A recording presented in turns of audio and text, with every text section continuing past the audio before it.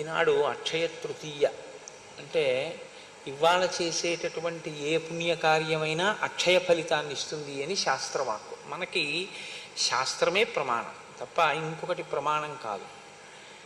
కాబట్టి ఇవాళ ఏమైపోయిందంటే విచిత్రం, అక్షయ తృతీయ అంటే బంగారం కొనుక్కోవడం ప్రధానం అన్న స్థితి వచ్చేసింది. అది ఎలా వచ్చిందో నాకు తెలియదు, కానీ బంగారం కొనుక్కుంటే పుణ్యం ఎలా అవుతుంది?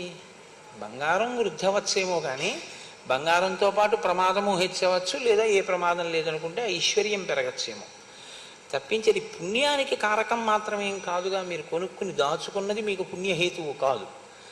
మీరు చేసిన పుణ్యం ఏదైనా ఉంటే అది మిమ్మల్ని రక్షిస్తుంది. ఈశ్వరానుగ్రహం ఏమిటంటే దేశమునందు కాలమునందు నైమిత్తిక తిథిలో మీరు ఒక్కొక్క రోజు చేసినటువంటి పుణ్యం అక్షయమైన ఫలితాన్ని ఇచ్చి మిమ్మల్ని కాపాడు. లింగ పురాణంలో ఒక మాట ఉంది, సంజీవనం సమస్తస్య జగత సలిలాత్మిక భవ ఇత్యుచ్యతే మూర్తిర్భవస్య పరమాత్మనః. నీటి రూపంలో ఉండి సమస్త భూతముల యొక్క ప్రాణములను నిలబెడతాడు కాబట్టి పరమశివుడికి భవ అని పేరు. కాబట్టి నీరు ప్రాణములను నిలబెడుతుంది.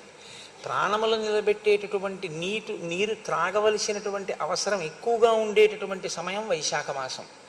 కాబట్టి ఇటువంటి వైశాఖ మాసంలో నీరు నిండినటువంటి ఒక జలపాత్రని దానం చేసుకోవడం అనేటటువంటిది మంచిది. అది చెయ్యమని ఇవాళ అక్షయ తృతీయ నాడు అది నిన్ను కాపాడుతుంది ఉత్తరోత్తర. కాబట్టి సరే, ఇప్పుడు జరుగుతున్నది ఏది పక్కన పెట్టండి. మనం పెద్దలు చెప్పినటువంటి అటువంటి మంచి పనుల్ని అమలు చేయడం ప్రారంభం చేస్తే అది మన అభ్యున్నతికి హేతు అవుతుంది.